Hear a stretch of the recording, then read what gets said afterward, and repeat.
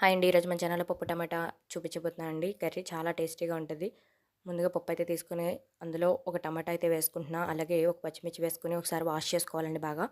Wash చేసుకొని ఈ విధంగా రుచికి సరిపడా కారం అయితే వేసుకుంటున్నాను. కొద్దిగా పసుపు, కొద్దిగా ఉప్పు అయితే వేసుకొని సరిపడా వాటర్ అయితే వేసుకోవాలండి.